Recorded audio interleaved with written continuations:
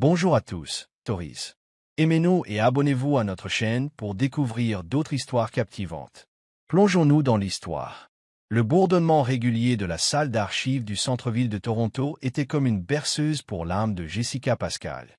La poussière flottait doucement à travers les rayons de soleil filtrés, illuminant les dos usés de manuscrits centenaires et de rares journaux reliés en cuir qui garnissaient les étagères. C'était son sanctuaire, un coin obscur du centre de préservation historique de la ville dont la plupart des gens ignoraient l'existence. Jessica, une femme d'une trentaine d'années, aux yeux marron calmes et aux cheveux auburn délicatement bouclés, toujours attachés en chignon bas, travaillait ici depuis près de 8 ans. Elle s'aventurait rarement en dehors de sa routine. Restaurer des documents, cataloguer des disques en péril et siroter du thé tiède en écoutant de la musique classique dans ses écouteurs. Sa vie était simple, tranquille et honnête, rien de tape sans grave-l'œil, rien de cassé. Du moins, pas en apparence. L'éducation de Jessica avait fait d'elle une femme qui trouvait la paix, le silence et la résilience dans la répétition. Élevée dans la banlieue d'Halifax par sa grand-tante Mildred après la mort subite de ses parents dans un accident de bateau, Jessica avait appris dès son plus jeune âge à apprécier les petites choses. Le porridge chaud des matins d'hiver, le bruit des pages qui tournent et les horaires prévisibles de la bibliothèque. C'était une femme de caractère, pas pétillante. Dans un monde où la vitesse est reine, Jessica avançait lentement.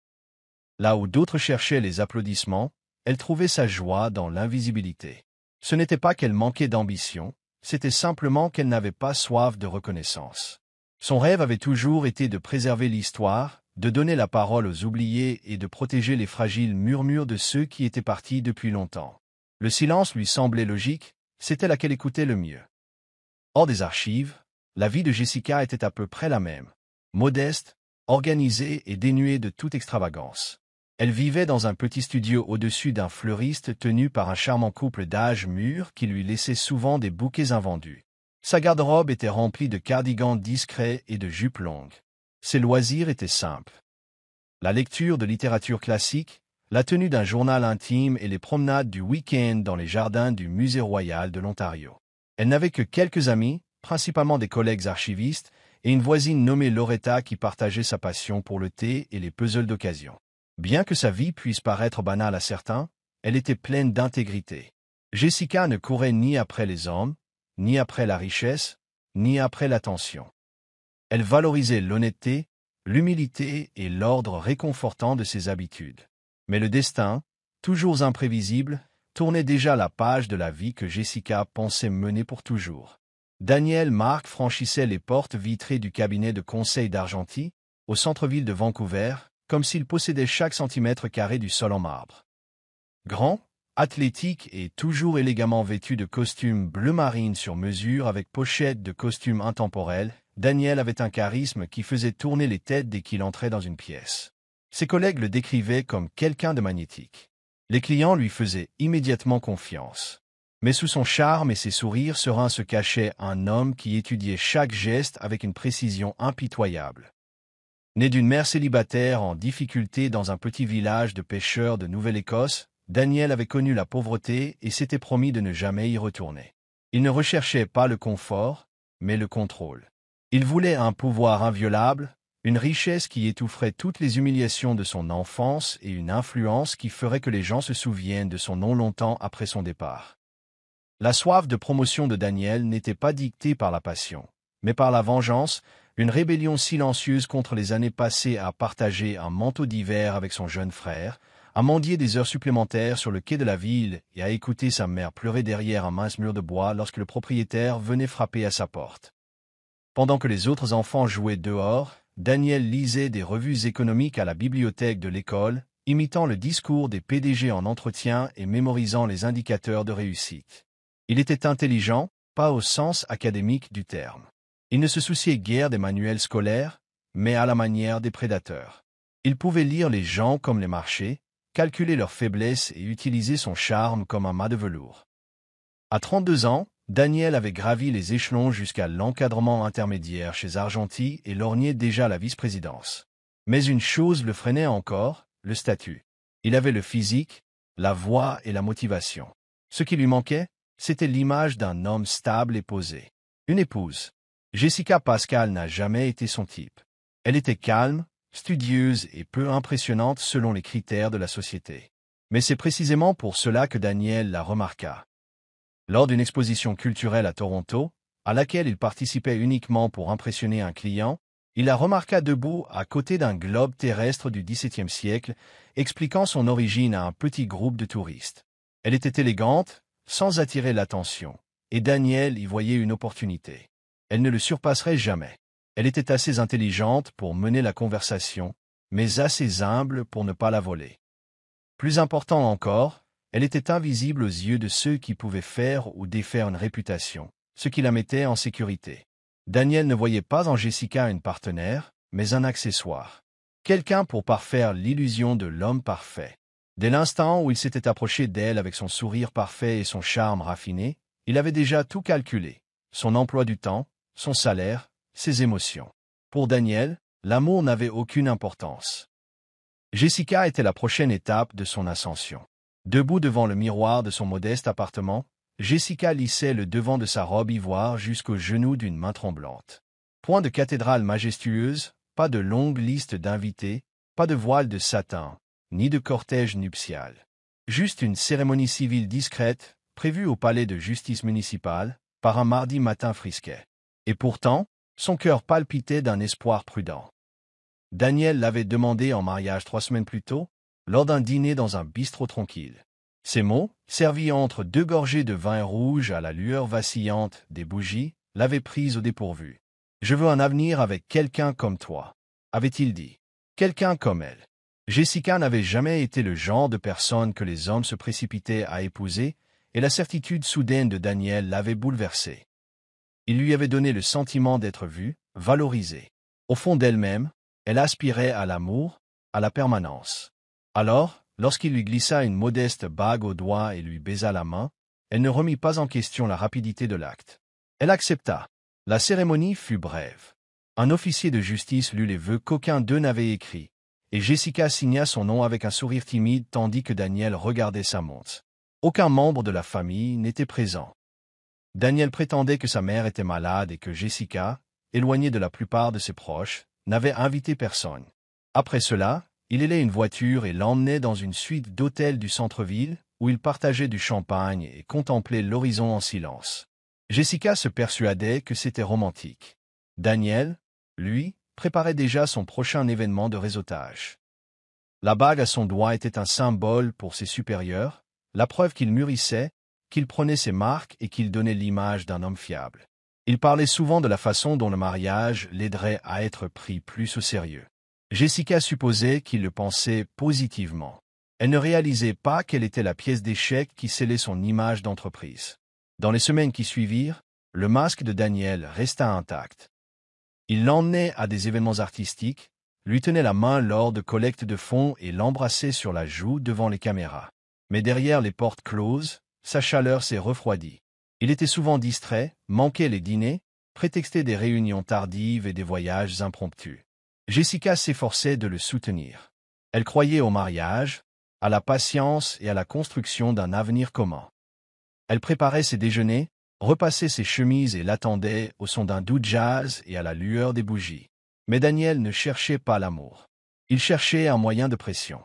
Chaque fois qu'il la présentait à ses collègues, ce n'était jamais ma femme, Jessica, mais Jessica, qui s'intéresse à l'histoire, au travail, aux archives. Jessica commençait à se sentir complice de ses ambitions, et non comme une partenaire. Et pourtant, elle restait, ignorant que ce mariage n'avait jamais été conçu comme un sanctuaire. C'était une transaction. Elle s'était lancée avec un cœur plein d'amour, et lui avec un portefeuille de gain. Annabelle Brigg ne croyait pas aux limites, surtout pas lorsqu'il s'agissait d'obtenir ce qu'elle voulait. À 29 ans, elle était l'une des agentes immobilières de luxe les plus performantes du centre-ville de Vancouver, réputée pour vendre des pantous en bord de mer et des propriétés modernes à l'élite. Son style était soigné, son parfum incomparable et sa réputation étaient à la fois redoutés et enviés. Elle conduisait une Porsche noire mate et vivait dans un immeuble d'où son balcon surplombait le port. Mais sous cette élégance recherchée se cachait une femme qui cherchait l'avantage, comme un prédateur aguerri. Les hommes n'étaient jamais un mystère pour elle. Ils étaient soit des acheteurs, soit des outils, soit des trophées, et Daniel Mark correspondait à deux de ces catégories. Elle l'avait aperçu pour la première fois lors d'un séminaire de développement des cadres organisés dans l'un de ses bureaux. Il se tenait près du bar, vêtu d'un élégant costume gris, sirotant un whisky avec l'assurance d'un homme qui savait qu'il n'était pas au sommet, mais qui était déterminé à y parvenir. Cette soif l'intriguait. Annabelle s'approcha de lui la première, robe rouge en soie, démarche naturelle, le regard interrogateur. Leur conversation s'est déroulée sans accroc. Elle lui a demandé quels étaient ses objectifs, l'a écouté attentivement et l'a complimenté sur son dynamisme. Inutile de flirter, sa présence suffisait. Elle savait que les hommes comme Daniel étaient attirés par le pouvoir dissimulé sous la beauté. En quelques semaines, ils se rencontraient en secret. Au début, ce n'était que des déjeuners coquets dans des salons privés, puis des week-ends dans des complexes hôteliers discrets sous couvert d'affaires. Daniel, déjà de plus en plus froid envers Jessica, trouva en Annabelle un miroir de son ambition. Elle le défia, le taquina et nourrit son ego. Là où Jessica lui offrait un soutien discret, Annabelle lui offrait son feu. Mais ce n'était pas qu'une question d'alchimie. Annabelle voyait du potentiel chez Daniel. Il pouvait être façonné, poussé et utilisé. Et elle voulait plus qu'une aventure. Elle voulait une certaine élévation. Elle voulait que son nom figure sur un acte de propriété qui corresponde au sien. Alors que leur liaison s'envenimait, Annabelle commença à jouer ses cartes.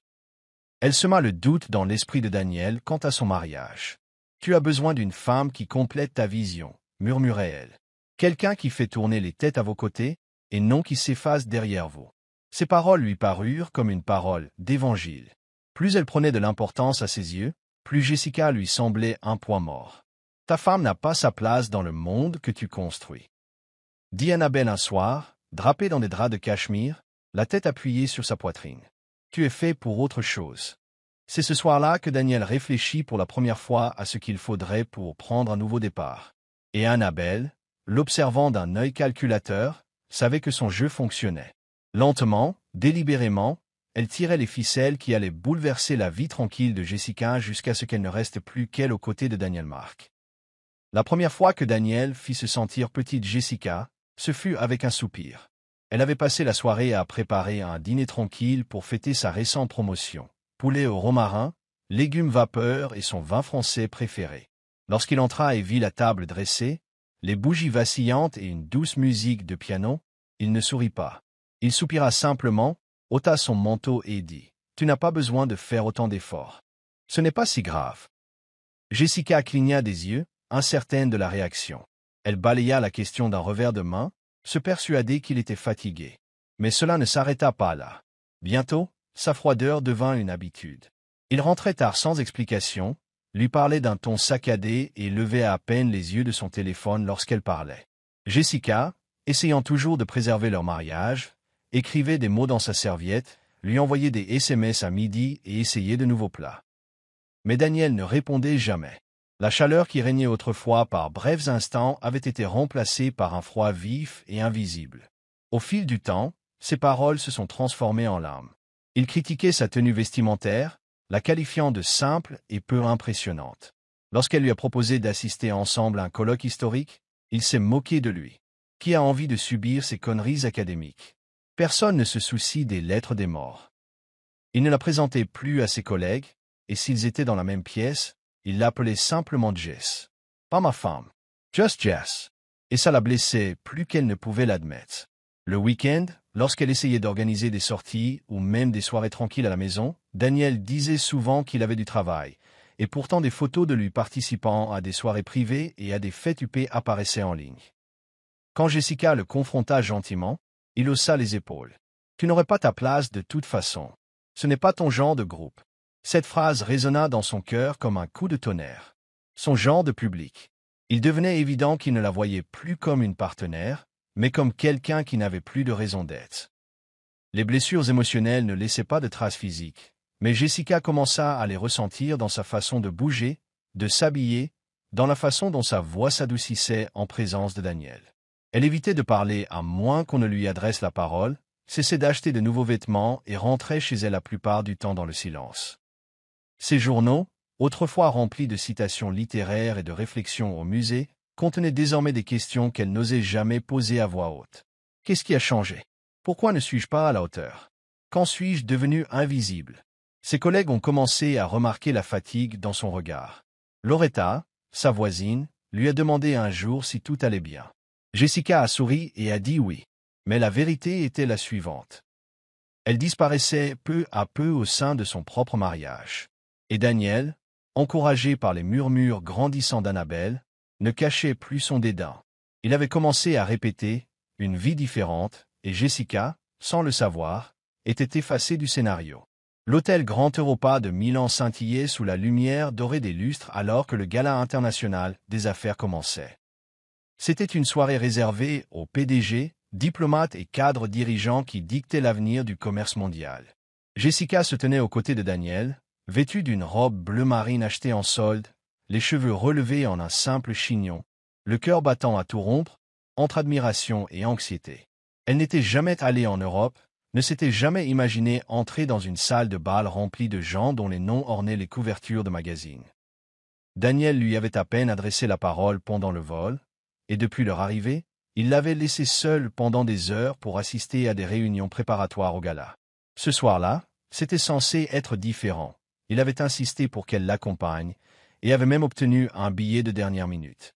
Jessica espérait naïvement que c'était sa façon de renouer le lien qu'ils avaient perdu.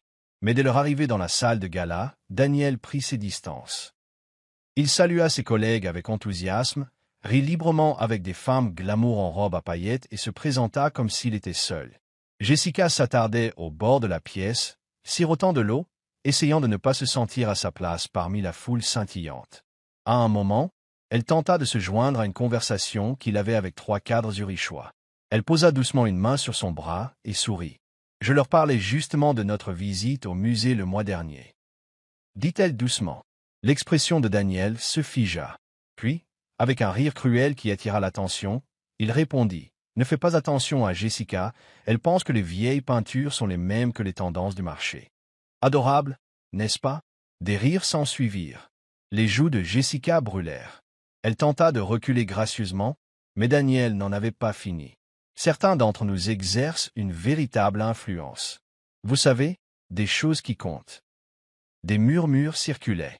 Quelques invités échangèrent des regards gênés, et une femme lança à Jessica un regard de pitié. Jessica en eut le souffle coupé. Elle resta figée tandis que Daniel levait son verre et trinquait à la puissance de la poésie. Ce n'était pas qu'une pique. C'était une exécution, prononcée avec le sourire, entourée de gens qui la regardaient rapetisser sans rien dire. Ce soir-là, assise seule dans sa suite d'hôtel, contemplant les gratte-ciels milanais illuminés, Jessica ressentit enfin le poids de ce qu'était devenu son mariage. Pas seulement brisé, mais transformé en arme. Daniel ne l'avait pas seulement embarrassée. Il l'avait déclarée insignifiante sur la scène internationale. Et tandis qu'elle était allongée, recroquevillée au bord du lit king size, son téléphone vibrait d'alertes d'actualité et de photos taguées. Le monde pourrait oublier, mais pas Internet. La honte était publique. La douleur, inoubliable. L'enveloppe était épaisse et de couleur crème, coincée entre un paquet de documents d'archives et son abonnement mensuel à une revue littéraire. Jessica ne reconnut pas l'écriture, mais son nom était élégamment griffonné à l'encre bleue sur le devant. Elle ne l'ouvrit pas immédiatement. Elle le posa sur le plan de travail de sa cuisine, à côté de la bouilloire électrique, croyant qu'il s'agissait d'un message de routine, peut-être un mot d'une des sociétés de préservation auprès desquelles elle faisait parfois du bénévolat. Ce n'est qu'après sa douche du soir, vêtue de flanelle et prête à se détendre avec un roman, qu'elle finit par déchirer le seau. Ses doigts tremblaient tandis que son regard péa. Courait le titre en gras de divorce. Elle cligna des yeux, relisant la première ligne encore et encore, la poitrine serrée. Son cœur battait douloureusement à ses oreilles tandis qu'elle s'affalait sur la chaise la plus proche, le souffle coupé. Il n'y a eu aucune conversation, aucun avertissement, juste des formalités administratives. S'y joint une lettre brève et froide de Daniel. Il évoquait une incompatibilité émotionnelle, des priorités irréconciliables et une conclusion qui l'avait profondément touché. J'ai besoin d'un partenaire qui puisse apporter plus que des valeurs dépassées et un avenir stérile. Sterile. Le mot résonnait comme une malédiction. Il n'avait jamais essayé d'avoir d'enfant. Jessica avait évoqué l'idée, gentiment, au cours de leur 2e année de mariage. Daniel l'avait balayé d'un revers de main, prétextant que ce n'était pas le bon moment. Maintenant, il utilisait l'absence d'enfant comme une arme. Elle sentit la honte l'envahir comme de l'eau glacée, une accusation enveloppée dans un langage juridique, plus tranchante que n'importe quel couteau. Mais ce n'était pas seulement les papiers. C'était le silence. Il n'avait pas appelé, n'avait même pas eu la décence de le lui remettre en personne. L'homme qu'elle avait épousé avait disparu depuis longtemps. Il ne restait plus qu'une stratégie froide. Les jours suivants, Jessica se déplaçait comme un fantôme. Elle se présentait au travail, répondait aux questions, classait des documents et souriait, les lèvres pincées. Elle n'en parlait pas à Loretta. Elle n'en avait rien dit à son manager. La nuit, allongée sur son lit, elle fixait le plafond, son esprit repassant des scènes de Milan en boucle. Puis vint la piqûre finale. Des photos ont fait surface en ligne. Daniel et Annabelle, bras dessus bras dessous, assistaient à un gala prestigieux à San Francisco. Le timing était évident. Les papiers du divorce n'avaient pas été déposés sur un coup de tête. Ils l'avaient planifié. Jessica n'était pas seulement rejetée, elle était remplacée. Et maintenant, étiquetée stérile, utilisée et inapte, son monde autrefois silencieux s'est transformé en une prison de murmures. Elle n'a pas répondu à la lettre. Elle n'a pas lutté. Elle a simplement signé là où on lui avait demandé, a fait sa valise et a disparu de la vie qu'elle avait autrefois défendue. Pas avec du bruit, mais avec un silence plus aigu que n'importe quel cri. Le froid de Montréal et du début de l'automne transperçait le fin manteau de Jessica lorsqu'elle descendait du bus Greyhound à la gare centrale. Elle serrait son sac de voyage contre sa poitrine, ses seules affaires pliées et empilées à l'intérieur avec un soin chirurgical. Il n'y avait pas eu d'adieu à Toronto, pas de départ dramatique, juste une résignation silencieuse à quitter une ville qui la hantait désormais de souvenirs de trahison. Elle avait retiré ses dernières économies, à peine de quoi s'acheter un billet de bus et 3 nuits dans une auberge de jeunesse.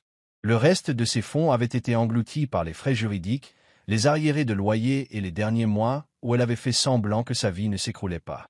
Montréal lui était inconnu. Elle n'y avait ni amis, ni famille, ni travail. Mais elle avait le silence, et pour Jessica, c'était quelque chose. Le genre de silence qui permet à la guérison de commencer, même si c'est lentement, douloureusement et dans l'obscurité. La 3e nuit, ses fonds s'étaient réduits à quelques pièces. N'ayant nulle part où aller, elle s'assit sur un banc devant la station de métro, regardant les lumières se brouiller à travers ses yeux remplis de larmes. Le sol froid sous ses pieds lui rappelait brutalement qu'elle n'avait plus sa place nulle part. Elle n'avait dit à personne où elle allait, pas même à Loretta. Il n'y avait eu ni message d'adieu, ni publication sur les réseaux sociaux. Elle avait tout effacé. Son ancienne vie n'existait plus, et c'était peut-être ainsi que les choses devaient être. Le lendemain matin, l'estomac gargouillant, elle erra dans la ville, scrutant les vitrines à la recherche d'offres d'emploi. Son CV ne signifiait pas grand-chose. Les institutions historiques exigeaient la maîtrise du français, des références et du temps, ce qu'elle n'avait pas. Finalement, elle tomba sur un hôtel modeste niché entre 2 cafés, rue Saint-Hubert. Ce n'était pas luxueux, mais propre, fonctionnel et anonyme. Elle s'approcha de la réception et d'une voix à peine plus forte qu'un murmure, demanda s'il y avait des postes de nettoyage disponibles. Le gérant, un homme petit et stoïque nommé André Bouchard, la regarda d'un œil las. Jessica n'avait pas l'air d'une femme apte au travail physique, mais le désespoir traçait son visage. Il lui annonça qu'il venait de perdre une femme de ménage de nuit. Le travail consistait en 6 nuits par semaine, de 22 heures à 6 heures, avec un salaire minimal et aucun avantage social. Jessica accepta sans hésiter. Ce soir-là, elle nettoya les toilettes, nettoya les couloirs et détacha les draps d'une main tremblante. Ses mains saignaient au matin. Elle travaillait silencieusement, ne parlant que lorsqu'on lui adressait la parole. Ses collègues chuchotaient à son sujet, se demandant ce qu'une femme pareille faisait ici. Mais Jessica ne s'expliquait jamais. Chaque soir, elle enfilait un uniforme gris et parcourait les étages, effaçant les erreurs des autres. Dans ces heures sombres entre le crépuscule et l'aube, elle commençait à retrouver quelque chose, peut-être pas l'espoir, pas encore, mais un mince soupçon d'endurance. Son nom avait été oublié. Son histoire, balayée. Mais Jessica Pascal, la femme effacée, apprenait peu à peu à reconstruire, un étage après l'autre.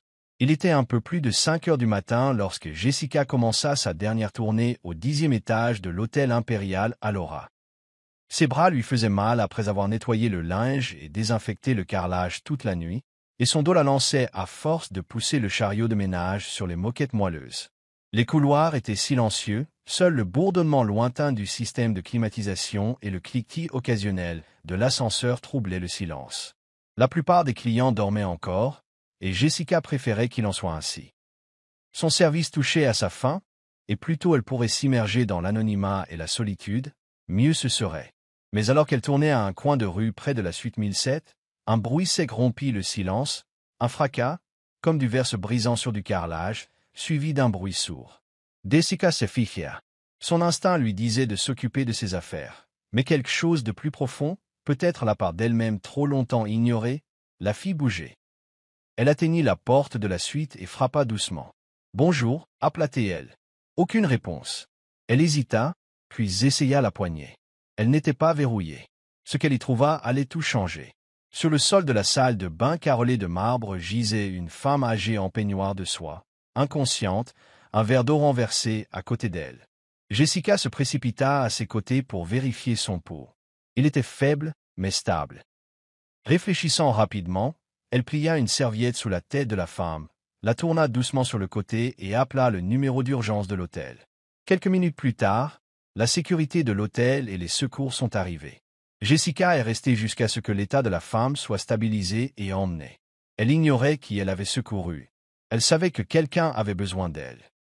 Plus tard dans la journée, bien après la fin de son service et son retour au vestiaire du personnel, un concierge la trouva en train de plier son uniforme. « Vous êtes recherché suite 1007, dit-il. Jessica cligna des yeux, surprise. À son arrivée, 2 agents de sécurité élégamment vêtus montaient la garde à la porte. À l'intérieur se tenait un homme en costume bleu foncé, grand et posé, avec le sang-froid de quelqu'un habitué à être observé. Jessica l'avait reconnu à la télévision. Il s'agissait du président Joshua Kelvin, dirigeant des États-Unis. Il était au Canada pour un sommet sur le commerce international, et la femme qu'elle avait aidée était sa mère, Margaret Kelvin, qui avait insisté pour l'accompagner malgré sa santé fragile. « Tu es resté avec elle » dit doucement Joshua, la gratitude dans les yeux. « Tu as aidé là où d'autres seraient partis. » Jessica resta figée, bouleversée. Elle l'ignorait encore, mais ce bref acte de compassion, discret, invisible et sans intention, allait réécrire l'histoire de sa vie. Et pour la première fois depuis des mois, quelqu'un la considérait non pas comme un fardeau, mais comme quelqu'un d'extraordinaire. Le soleil avait à peine percé l'horizon lorsque Jessica arriva dans le hall de l'Imperial Allure Hotel le lendemain matin, son uniforme impeccablement repassé, mais ses yeux encore marqués par l'épuisement. Elle n'avait pas dormi. Ses pensées revenaient sans cesse à la veille, à ce moment surréaliste où le président Joshua Kelvin lui avait parlé, non pas avec condescendance, ni avec pitié, mais avec un respect mesuré. Elle s'attendait à ce que ce moment passe, à un simple accusé de réception polie, sans plus. Mais plus tard dans la soirée, une lettre officielle, portant le sceau présidentiel, fut remise en main propre au personnel. Jessica l'ouvrit, les doigts tremblants. À l'intérieur se trouvait un mot personnel du président Kelvin, la remerciant pour son courage et son intégrité, suivi d'une offre inattendue, une affectation temporaire à l'ambassade des États-Unis à Montréal pour participer aux travaux de conservation d'une exposition historique à venir. Cela ressemblait à une fiction. Elle relut la lettre encore et encore, sans savoir si elle rêvait. L'instinct de Jessica lui souffla de décliner. Elle n'avait rien préparé depuis des mois, depuis que sa vie avait implosé. Elle se sentait trop brisée, trop souillée, trop invisible pour une telle opportunité. Mais il y a quelque chose dans les paroles de Joshua, une grâce comme la tienne, qui est rare. Elle mérite d'être mise en valeur, murmura-t-elle une vérité qu'elle ne s'était pas autorisée à envisager. Peut-être n'était-elle pas aussi irrémédiablement rejetée que Daniel le lui avait fait croire. Le lendemain matin, elle se tenait devant les grilles de l'ambassade, serrant contre elle un blazer emprunté et son CV glissé dans un dossier. Le bâtiment était impeccable, gardé et pourtant accueillant, et elle fut escortée par un assistant jusqu'au 4e étage, où un modeste bureau du service culturel avait été réaménagé pour l'exposition. Jessica fut accueillie par une petite conservatrice nommée Élise Marquette, une femme bilingue et pétillante qui lui serra la main et lui dit « J'ai entendu dire que vous aviez sauvé la vie de la première mère. Vous avez mérité plus qu'une place à cette table. » Pour la première fois depuis des mois, Jessica sentit son esprit s'éveiller. Ses mains, autrefois utilisées pour récurer les sols, feuilletaient désormais de fragiles documents historiques et triaient la correspondance des archives d'après-guerre. Sa voix, devenue timide à cause de blessures émotionnelles, commença à revenir. Elle apportait des idées, proposait des traductions et établissait des chronologies avec le même génie discret qu'elle avait autrefois mis à écrire des manuscrits oubliés à Toronto. Elle ne voyait pas souvent Joshua Kelvin, seulement de brefs aperçus lorsqu'il rendait visite à sa mère, mais à chaque fois, il la saluait d'un léger hochement de tête ou d'un sourire entendu. Il n'était pas seulement intrigué par son calme, il la regardait se reconquérir sans même faire d'effort. Jessica, inconsciente de ses premiers changements, ne se voyait plus comme les autres. Mais quelque chose en elle avait changé. Ce n'était pas seulement un travail. C'était la renaissance de son identité. L'aile culturelle de l'ambassade n'avait jamais été conçue pour être un lieu de romance. C'était un espace paisible, tapissé de livres d'histoire, de vieux parchemins et d'un silence résonnant, un royaume de diplomatie et de préservation, non d'affection. Et pourtant, dans cet espace, Jessica Pascal évoluait avec une grâce qui perturbait peu à peu le monde soigneusement ordonné du président Joshua Kelvin. Leurs rencontres furent brèves au début, quelques hochements de tête dans le couloir, un échange poli de salutations matinales, ou un simple « Comment va votre mère aujourd'hui, monsieur ?» Mais il y avait quelque chose dans le regard de Jessica, de la fermeté, de la tristesse et de la force, que Joshua ne pouvait ignorer. Contrairement aux femmes qu'il connaissait dans les cercles politiques, acerbe, obstinée et perpétuellement en position, Jessica ne cherchait pas à l'impressionner.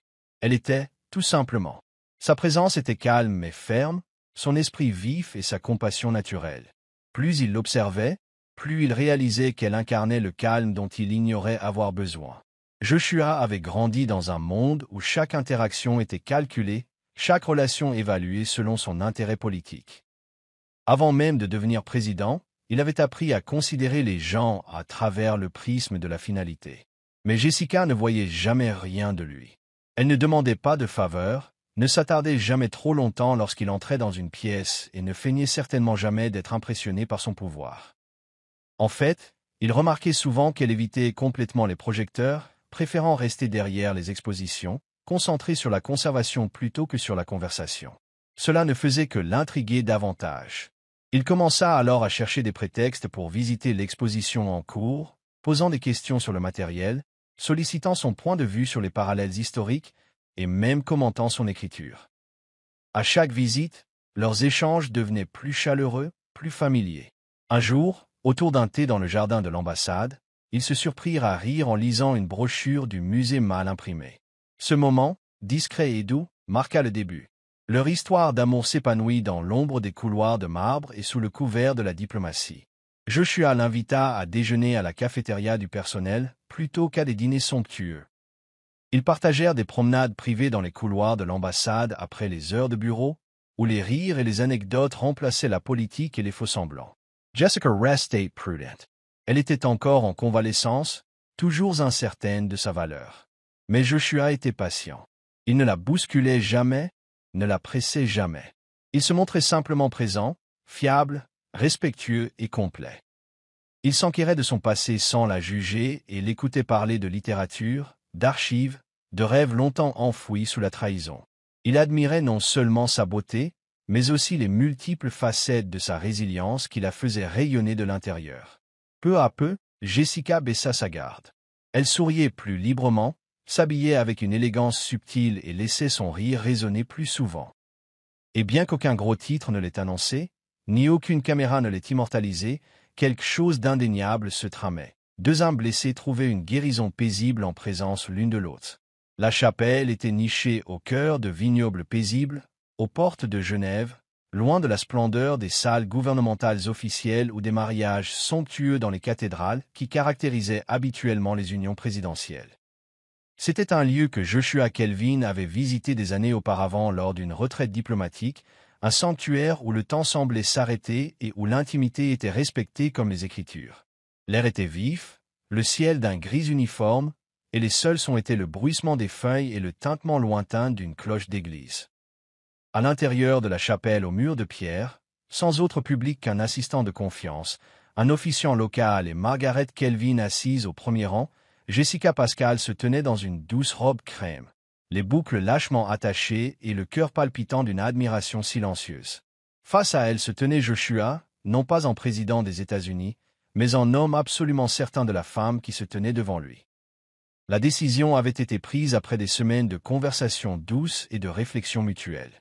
Joshua comprenait le sens de sa vie, comment chaque geste était scruté, chaque mot analysé par la presse et le public. Mais avec Jessica, il avait trouvé un espace à l'abri du bruit. Elle ne voulait pas de pouvoir et il ne voulait pas de faux-semblants. Un soir, à la douce lueur d'une lanterne sur la terrasse de l'ambassade, ils avaient discuté de ce que signifierait construire une vie ensemble. Jessica, encore fragile des cicatrices laissées par Daniel, ne lui avait demandé qu'une chose: protection, pas publicité. Joshua acquiesça. Le monde n'avait pas besoin de le savoir immédiatement. Leur amour était trop sacré pour être politisé. Le mariage fut donc arrangé en secret, sans bouquet de fleurs ni diffusion télévisée. Juste un vœu, une alliance, et deux personnes se disant « oui » à un nouveau départ, loin des jugements, des scandales et des spéculations. Après la cérémonie, ils retournèrent dans une propriété privée, absente de tout itinéraire diplomatique. Il n'y a eu ni communiqué de presse, ni photo officielle. Le voyage du président à Genève a été attribué à un compte-rendu du sommet et à une tournée humanitaire. Le nom de Jessica n'a jamais été mentionné. Pour le public, elle restait inconnue. Mais pour Joshua, elle était désormais son épouse. Elle passa les jours suivants dans un bonheur paisible, se promenant main dans la main avec lui dans les allées du jardin, dînant aux chandelles et dormant paisiblement pour la première fois depuis des années. Il n'y avait pas de gros titres, pas d'obligations. Juste la liberté. Elle n'était plus Jessica la femme de ménage ou Jessica l'épouse abandonnée.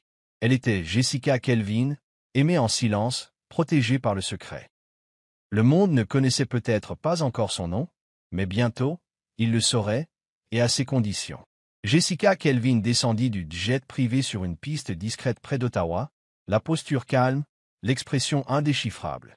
La femme qui avait autrefois nettoyé les toilettes en uniforme gris était désormais mariée à l'homme le plus puissant du monde, mais même les douaniers, à l'œil perçant, ne s'en seraient pas aperçus. Pas de cortège, pas de gyrophare, pas d'insigne de première dame. Juste une voiture noire, une plaque diplomatique et un convoi discret organisé par le plus proche attaché de sécurité de Joshua. Fidèle à sa parole, Joshua avait farouchement protégé son identité. En public, il était toujours célibataire, un détail qui les rassurait tous deux pour l'instant. Jessica, désormais habile à se fondre dans le décor, retourna non pas à l'ambassade, mais dans une nouvelle résidence cachée à la vue de tous, une élégante maison de ville nichée entre deux bâtiments gouvernementaux, discrètement gardée par les services secrets et en civil. Son retour fut une véritable idole. Joshua lui avait confié un rôle subtil mais important. Gérer l'administration de son initiative philanthropique privée au Canada, une initiative discrète axée sur l'éducation et la réinsertion des femmes. Jessica assuma cette responsabilité avec une diligence discrète, organisant des réseaux de donateurs, coordonnant des activités d'alphabétisation communautaire et restructurant des groupes de soutien pour les femmes déplacées dans plusieurs provinces. Son passé lui a donné une vision plus claire. Elle ne se contentait, elle construisait l'espoir, fil par fil. Le public connaissait l'association caritative comme une initiative diplomatique canado-américaine, ignorant que la femme qui dirigeait la majeure partie de son travail avait autrefois dormi sur un banc près de la rue Saint-Hubert. Jessica voyageait modestement, parlait avec parcimonie et reconnaissait toujours le mérite des autres.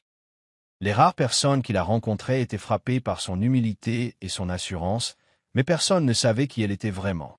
Pourtant, les ombres planaient sur elle. Par moments, Jessica peinait à accepter son silence, à occulter sa vérité alors que le monde la reconnaissait encore sous son nom de jeune fille, voire pas du tout. Ses courriels étaient signés J. Pascal, ses apparitions publiques étaient scénarisées pour éviter les questions personnelles, et sa vie privée oscillait prudemment entre plusieurs couches de protocole. Mais dans cette période de calme, Jessica trouvait un sens à sa vie. Elle ne pleurait plus la nuit. Ses mains, autrefois calleuses à force de travail de concierge, tenaient désormais des stylos, rédigeaient des demandes de subventions et transformaient des vies. Et chaque soir, que ce soit par appel vidéo sécurisé ou par message crypté, Joshua lui tendait la main, non pas en tant que président, mais en tant que mari, lui rappelant que dans un monde de bruit, leur amour resterait toujours un sanctuaire. Jessica était revenue au Canada non pas pour disparaître, mais pour reconstruire, avec une force forgée en silence. Le premier tremblement dans l'empire de Daniel Mark survint sous la forme d'une modeste enveloppe brune portant la mention « Urgent, service des impôts ». Il l'a reçue un matin dans son appartement du centre-ville de Vancouver, encore sous le coup d'une gueule de bois après une fête arrosée de vin avec Annabelle la veille. Au début, il a cru à une simple routine, la jetant sur la table à manger tout en ajustant ses boutons de manchette pour une réunion Zoom avec des investisseurs internationaux. Mais lorsque son assistante juridique l'a appelé 2 heures plus tard, la voix crispée par la panique, le poids de la lettre a changé. « Il y a une incohérence, monsieur ?» a-t-elle dit. Plusieurs divergences. Comptes offshore. Déclarations incohérentes. Et quelqu'un rapporta une série de transferts inhabituels liés aux entreprises d'Annabelle. Daniel sentit sa poitrine se serrer. Il s'était toujours cru intelligent, mais il était devenu négligent et avait accordé une confiance excessive à Annabelle, qui avait repris une partie de leur structure financière sous prétexte de rationaliser leur image de couple puissant. Annabelle Brigg, qui se présentait désormais comme la partenaire de Daniel, dans la vie comme en affaires, s'était lancée avec acharnement dans la promotion immobilière, utilisant l'entreprise de Daniel comme garantie pour des investissements risqués. Elle lui avait promis des rendements rapides et une expansion internationale. Ce que Daniel ignorait, c'est qu'elle blanchissait également des fonds via des comptes fictifs et rognait sur les permis de construire. Tandis qu'il jouait au prince des affaires, Annabelle manipulait ses actifs comme les pièces d'un échiquier privé qu'il ignorait perdre. Lorsque l'Office fédéral de l'impôt du Canada a lancé une vérification surprise, son équipe juridique a rapidement découvert des factures frauduleuses, des évaluations surévaluées et des paiements effectués à des sociétés écrans enregistrées sous de faux noms. Daniel a tenté de limiter les dégâts, mais la nouvelle s'est rapidement répandue. Son entreprise, autrefois une étoile montante du marketing intégré aux technologies, était désormais sous surveillance. En un mois, 3 de ses plus gros clients ont résilié leur contrat. Un partenariat en cours avec une société américaine a été suspendu indéfiniment. Les gros titres ont suivi. L'empire de Mark et Briggs sous audit, l'entreprise de ces étoiles montantes a chuté suite à une enquête, pire encore, des liens douteux entre le couple de dirigeants et des holdings frauduleux. Annabelle, toujours opportuniste, commença à s'éloigner. Elle cessa de répondre aux appels, fit de vagues déclarations à la presse pour se distancier de ses décisions et disparut pour une prétendue retraite à Monaco. Daniel, autrefois intouchable, se retrouva désormais sur des fondations en ruine. Alors que les poursuites judiciaires se profilaient et que les enquêteurs sillonnaient les lieux, il réalisa trop tard que l'empire qu'il avait bâti n'était pas une forteresse, mais un château de cartes, tenu par le mensonge, l'arrogance et la confiance aveugle qu'il accordait à une femme qui ne l'avait jamais vraiment aimé. La salle de bal du Ritz-Carlton, au centre-ville de Toronto, scintillait d'opulence alors que les plus grands philanthropes, diplomates et chefs d'entreprise du Canada se réunissaient pour le gala annuel Unity for Literacy, un événement prestigieux visant à collecter des fonds pour des programmes éducatifs transfrontaliers. Vêtu d'un smoking en velours noir et d'une pochette cramoisie, Daniel Mark franchit l'entrée, flanqué de 2 connaissances qui le considéraient toujours comme un atout social, malgré les rumeurs grandissantes entourant son entreprise. Il arborait son sourire narquois caractéristique, celui qui masquait le désespoir sous l'arrogance. Son empire vacillait peut-être, mais son ego restait intact. Il était déterminé à profiter de la soirée pour réaffirmer sa pertinence et reconquérir une partie du prestige qu'il perdait rapidement. Ce à quoi il ne s'attendait pas, c'était de se retrouver face à un fantôme de son passé oublié, vêtu avec élégance, dégageant une puissance tranquille. Jessica entra par une entrée latérale avec le comité des ambassadeurs de l'événement. Elle portait une élégante robe bleu nuit qui moulait sa silhouette avec une grâce discrète. Son maquillage était doux mais éclatant, sa posture posée. Peu de personnes dans la salle connaissaient son nom, mais les yeux la suivaient. Elle se déplaçait comme une personne à part entière, sans avoir besoin de l'annoncer. Pour Daniel, la voir était bouleversante. Il ne l'avait pas vue depuis plus d'1 an. Pour lui, elle avait disparu, une pensée amère, une femme usée qu'il avait abandonnée pour accomplir de plus grandes choses. Mais elle était là, radieuse et intouchable. Incapable de résister, il s'approcha d'elle d'un pas nonchalant pendant une pause dans les discours, sa voix suffisamment forte pour que les invités proches l'entendent. Eh bien, ricana-t-il en inclinant sa coupe de champagne. Je suis surpris qu'il laisse entrer des produits d'occasion dans des événements comme celui-ci. Des exclamations de surprise ont suivi. Quelques personnes se sont retournées. Jessica ne broncha pas. Elle le regarda dans les yeux sans la moindre trace d'émotion. Son silence lu destabilisa. Il continua in riot. J'imagine que l'association doit avoir désespérément besoin de bénévoles ces temps-ci. Personne ne fait la queue pour épouser une femme usagée, n'est-ce pas? Les mots flottaient dans l'air comme du poison. Mais Jessica resta calme, arborant un léger sourire avant de s'excuser gentiment pour aller parler aux invités VIP qui venaient d'entrer. Cet invité était le président Joshua Kelvin, entouré des services secrets, chaleureusement accueilli par les dignitaires. Le rire de Daniel s'essouffla lorsqu'il vit Jessica s'approcher du président, qui la salua non pas d'une poignée de main, mais d'un baiser sur la joue et d'une douce main dans le dos. La pièce changea. Des murmures fusèrent. Le sang de Daniel se glaça tandis que les flashs des appareils photos s'allumaient et qu'une phrase perçait le vacarme. « Mesdames et messieurs, permettez-moi de vous présenter à nouveau la première dame des États-Unis, Madame Jessica Kelvin. » L'atmosphère dans la salle de bal s'est transformée comme un coup de vent dans un château de cartes. Les conversations ont faibli. Les flûtes de champagne se figèrent dans l'air. Tous les regards se tournèrent vers Jessica tandis que le président Joshua Kelvin, stoïque et majestueux dans son costume de minuit sur mesure, lui tendait la main et s'adressait à la foule médusée. « Mesdames et messieurs, permettez-moi de vous présenter mon épouse, Jessica Pascal Kelvin, première dame des États-Unis. » L'annonce retentit comme un coup de tonnerre sur le sol de marbre. Les flashs des appareils photo illuminaient la pièce par à coup. Les murmures se transformèrent en halètements.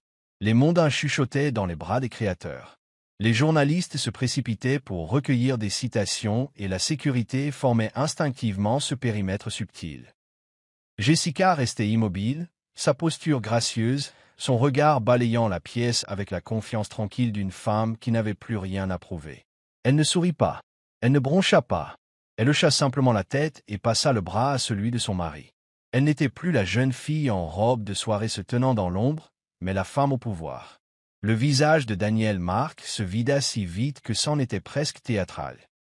Il resta immobile, la main tenant toujours un verre de champagne à moitié plein dont le bord tremblait. Pendant un instant, son esprit refusa d'assimiler ce qu'il voyait. Ce ne pouvait pas être sa Jessica. Ni la femme qu'il avait autrefois rejetée comme banale, ni celle dont il avait signé le nom sur ses cruels papiers de divorce, ni celle qu'il avait humiliée à Milan. Et pourtant, elle était là. Plus grand que dans ses souvenirs, plus radieux qu'il ne s'était jamais permis de voir, et debout aux côtés de la dirigeante qu'il espérait un jour impressionner. L'ironie était plus profonde que toutes les insultes qu'il lui avait jamais proférées. Il essaya de rire, de nier, d'expliquer tout cela, mais ses genoux cédèrent. Du verre se brisa au sol tandis qu'il s'effondrait sur l'un des fauteuils en velours derrière lui, les yeux écarquillés de panique. Autour de lui, on murmurait. C'est la femme qu'il qualifiait de stérile. C'est la femme dont il se moquait. Les gardes de sécurité de Joshua conduisirent discrètement Jessica et le président vers la scène principale, où la presse, désormais alerte et affamée, avait commencé à se rassembler. Mais Jessica marqua une pause. Elle se tourna légèrement, non pas pour jubiler ou pour parler, mais pour jeter un coup d'œil à Daniel. Leurs regards se croisèrent. Aucun mot ne fut échangé. Mais dans ce regard résidait tout. La douleur, l'histoire, l'humiliation et son triomphe silencieux. Daniel, à peine capable de respirer, regardait celle qu'il qualifiait autrefois de « secondaire », monter sur scène avec une dignité que le monde ne pouvait ignorer. Il n'assistait pas seulement à une révélation, il se noyait dans les conséquences de son arrogance. Et le monde entier le regardait. Tout a commencé par un coup frappé, ferme, calculé et définitif. À 6h47 précise, Daniel Mark a ouvert la porte de son luxueux appartement surplombant les gratte-ciels de Vancouver et a trouvé 2 agents de la Gendarmerie royale du Canada sur le seuil. Daniel Mark a déclaré l'un d'eux « Vous êtes en état d'arrestation pour de multiples chefs d'accusation de fraude d'entreprise, d'évasion fiscale et de complot en vue de commettre des crimes financiers. » Il eut à peine le temps de digérer ces mots que des fers froids lui enserrèrent les poignets. Sa protestation était rauque, sa voix tremblante tandis que les voisins jetaient un coup d'œil par les portes et les stores. En quelques minutes, Les médias eurent accès aux images. Le nom de Daniel devint alors à la mode non pas pour des distinctions commerciales, mais pour la trahison et la tromperie. Les investisseurs qui l'avaient autrefois courtisé l'ont abandonné en un seul après-midi. L'empire qu'il avait bâti sur des chaussures cirées et une ambition creuse s'est effondré avec une précision brutale. Il ne restait que des comptes gelés, des accusations criminelles et la réalité de voir des combinaisons orange remplacer ses cravates en soie. Annabelle Brigg avait disparu 2 jours plus tôt. La dernière fois qu'on l'a vue, c'était sur une vidéo de surveillance de l'aéroport international de Vancouver. On la voyait traîner 2 valises de créateurs dans un terminal privé en route pour les îles Caïmans. Les autorités ont rapidement découvert sa piste, des actes falsifiés, du blanchiment d'argent via des propriétés de luxe et des transactions fantômes liées à des sociétés fictives qu'elle avait créées sous le nom de Daniel. Elle avait vidé leur dernier compte commun, disparaissant avec les derniers fonds pendant que Daniel dormait à côté de son téléphone qui vibrait. Elle n'avait laissé derrière elle aucun mot, aucun adieu. Seulement des dettes, une dénonciation criminelle et une liste de charges désormais liées au nom de Daniel. Alors que les enquêteurs fédéraux passaient au peigne fin leurs transactions commerciales pendant des mois, il apparut clairement que Daniel n'était pas seulement complice. Il avait été négligent, cupide et volontairement aveugle. L'homme qui se vantait autrefois de sa clairvoyance avait couru droit à la ruine, poussé par son désir de prestige et de possession. Jessica a suivi l'arrestation sur un écran tamisé dans sa maison d'Ottawa, le visage impassible, tandis que les présentateurs décortiquaient la chronologie. Assise seule, les doigts crispés sur une tasse de porcelaine, les yeux rivés sur les images en direct, elle n'a vu ni sourire, ni joie, ni triomphe dans son regard, seulement une immobilité silencieuse. Joshua se tenait à proximité, silencieux, comprenant que ce n'était pas une victoire à célébrer. Jessica n'avait pas voulu se venger. Elle avait voulu la paix. Mais le destin l'avait rendu justice en son temps. Tandis que Daniel était escorté dans un fourgon de rétention, sous les flashs des caméras et les cris des passants, Jessica prit la télécommande et éteignit la télévision. Elle n'avait plus de larmes pour l'homme qui l'avait brisée. Plus de colère envers sa maîtresse qui se moquait d'elle. Juste le silence et la certitude que son histoire, autrefois enfouie sous la honte, avait refait surface sans un seul cri. La villa qu'Annabelle Brigg louait aux abords de Tulum était tout ce qu'elle espérait pour apaiser ses nerfs. Isolée, extravagante et enfouie dans la jungle mexicaine dense, à l'abri des regards indiscrets des médias occidentaux. Ses hauts murs de bambou la protégeaient des journalistes, tandis que la piscine à débordement lui donnait l'illusion de contrôle à laquelle elle s'accrochait désespérément. Mais derrière les vitres teintées et les rideaux de soie importés, la peur la hantait constamment. Son empire s'était effondré. Son nom, autrefois synonyme de luxe, était désormais murmuré avec mépris dans toutes les rédactions financières, de Toronto à Los Angeles. Ses comptes étaient gelés. Son passeport avait été saisi. Elle n'avait pas dormi plus de 2 heures depuis des semaines. Et pire encore, elle savait que ce n'était qu'une question de temps avant que les ordres d'extradition ne soient prononcés. Chaque craquement du plancher, chaque sonnerie de son téléphone prépayé lui donnait des frissons. Son désespoir s'accentua lorsqu'elle réalisa qu'elle n'avait plus d'alliés. Les mêmes mondains qui l'invitaient autrefois à des soirées sur des yachts prétendaient désormais ne jamais avoir entendu parler d'elle. D'anciens clients la fantômaient. Même les hommes qu'elle manipulait autrefois pour des affaires ont bloqué son numéro. Elle a donc commis l'impensable, elle a tenté de contacter Jessica. Depuis un compte jetable, Annabelle envoyait des emails. « Tu ne sais pas ce que c'est que d'être traqué. Je n'ai jamais voulu te faire de mal. S'il vous plaît, parlez-moi. » Elle a laissé des messages vocaux sur les lignes de l'ambassade sous des pseudonymes. Elle a même envoyé une lettre manuscrite, passée clandestinement par un courrier diplomatique qui lui devait une faveur, implorant Jessica de faire preuve de compassion. « Je ne suis pas le méchant que tout le monde croit. Tu es ta part. Aide-moi à avoir la mienne. » La femme qui autrefois méprisait Jessica la suppliait maintenant d'une main tremblante, terrifiée par ce qui l'attendait. Mais Jessica ne répondit pas. Pas un mot. Pas un regard. Pas même un signe de tête. Son silence était assourdissant, plus froid que les murs d'une prison, plus tranchant que toutes les insultes qu'Annabelle avait pu proférer. L'équipe de Jessica a reçu les messages et les a supprimés sans les transmettre. Joshua a été informé, mais n'est jamais intervenu. Jessica avait clairement exprimé sa position. Certaines voix ne méritaient pas d'être entendues à nouveau. Annabelle resta donc cachée, arpentant sa luxueuse prison, vérifiant les fenêtres, parcourant les sites d'information à la recherche de mandats d'arrêt. Lorsque le dernier mandat fut émis et que son nom apparut sur la liste rouge d'Interpol, elle fixa l'écran en silence. Personne ne viendrait.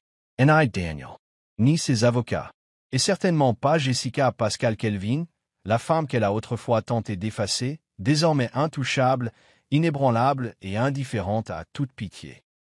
L'Assemblée mondiale d'ONU Femmes à Genève a toujours été un événement prestigieux, un sommet annuel rassemblant dirigeants mondiaux, défenseurs des droits humains et personnalités influentes du monde entier. Mais cette année, l'impatience était à son comble. Des rumeurs circulaient depuis des semaines selon lesquelles la première dame des États-Unis, dont l'identité venait tout juste d'être confirmée par les canaux officiels, prononcerait le discours d'ouverture. La presse spéculait sans fin. Personne n'avait jamais vu Jessica Pascal Kelvin prononcer un discours public auparavant. Elle était restée un mystère discret, invisible, sans prétention, indifférente à l'attention. Mais maintenant, assise sous l'emblème des Nations Unies, le monde entier regardait Jessica monter sur le podium. Vêtue d'un tailleur blanc perle minimaliste, les cheveux élégamment ramenés en arrière, elle paraissait à la fois sereine et imposante. Lorsqu'elle commença à parler, la salle se retrouva plongée dans un silence si épais qu'il semblait sacré. Sa voix était calme, posée, chaque mot portant le poids d'une vérité longtemps retenue. On parle souvent de force comme d'une chose forte, dit-elle, son regard parcourant sans cesse les rangées d'ambassadeurs et de dignitaires. Mais j'ai appris que la vraie force s'exprime souvent en silence. Elle surmonte l'humiliation, endure l'injustice et ose encore s'élever, sans prévenir, sans y être invitée et sans être diminuée. Elle n'a cité aucun nom. Elle n'a pas parlé directement de son passé, ni de la trahison, ni de la honte publique qu'elle a subie. Mais le sous-entendu était clair. Il y a des millions de femmes dans ce monde qu'on a qualifiées de trop silencieuses, trop simples, trop brisées. Je suis là pour elles, non pas parce que j'étais plus bruyante, mais parce que j'ai refusé de disparaître.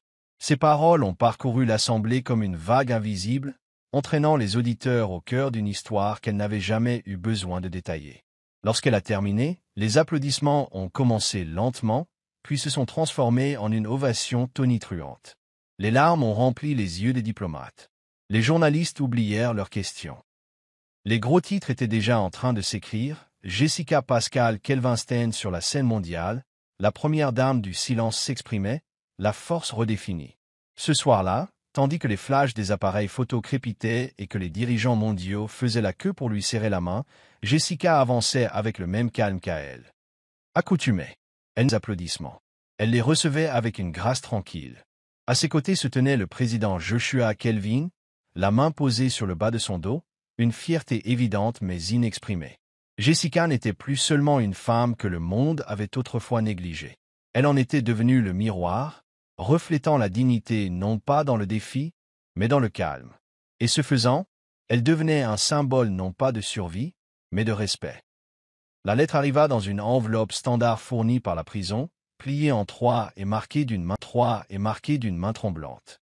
L'écriture, autrefois assurée et fluide, était désormais tremblante, presque hésitante, comme si Daniel Mark lui-même hésitait à prendre la plume. Adressée à Madame Jessica Pascal Kelvin, les mots à l'intérieur étaient désespérés, empreints de remords, et revêtus d'un ton que Daniel n'avait jamais employé avec elle auparavant.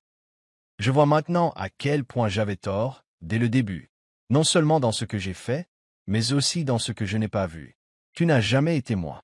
Tu as toujours été plus que ce que je méritais. Il a écrit sur ses regrets, sur ses longues nuits derrière les barreaux, sans rien d'autre que le silence et la honte, sur la façon dont il avait regardé son discours à l'ONU sur la télévision de la prison et pleuré. Il a terminé par une supplication. Non pas pour l'aimer à nouveau, non pas pour revenir, mais pour pardonner. S'il te plaît, Jessica, je ne demande pas une seconde chance. Je demande juste à ne pas vivre en sachant que j'ai brisé quelque chose de sacré. Jessica a lu la lettre une fois. Sans larmes, sans hésitation. Juste un hochement de tête solennel, comme pour saluer la fin d'un chapitre qu'elle avait déjà laissé derrière elle. Le poids des mots ne la transperça pas, ils flottèrent, inefficaces, comme de la poussière dans l'air. Elle resta un moment dans son bureau, entourée de livres et de silence, puis déposa délicatement la lettre dans la cheminée. La flamme prit rapidement, réduisant les bords en cendres. Elle ne la regarda pas brûler. Elle lui tourna le dos tandis qu'elle disparaissait. Aucun mot n'a été prononcé. Aucune réponse n'a été écrite. Certaines histoires n'avaient pas besoin d'épilogue, seulement d'une fin. Plus tard dans la soirée, le bal présidentiel scintillait de splendeur dans l'aile et de la Maison-Blanche. Des dignitaires de plus de 40 nations remplissaient la grande salle, l'orchestre jouait une douce ouverture et des lustres dorés projetaient une lumière chaleureuse sur les sols en marbre poli. Tout changea lorsque Jessica entra dans la pièce. Elle portait la couleur du clair de lune, les épaules nues, l'expression sereine. Son entrée n'était pas théâtrale, elle était indéniable. Des murmures ondulaient, c'était elle. La première dame qui ne disait rien et qui changeait tout. Joshua, qui l'attendait près des marches, lui tendit la main à son approche. Elle la prit sans s'arrêter, le regard fixé devant elle, le cœur serein. Alors qu'ils descendaient ensemble le grand escalier, la lettre de Daniel, et la douleur qu'elle portait, n'étaient plus que cendres. Jessica s'était relevée. Non par vengeance, non pas par fierté, mais par la dignité qu'il avait autrefois tenté de lui enlever. Et ce soir, elle dansait avec. Voilà, c'est la fin de l'histoire. Qu'avez-vous appris sur cette histoire? Aimez-la et abonnez-vous à notre chaîne pour découvrir d'autres histoires intéressantes. Merci de votre attention.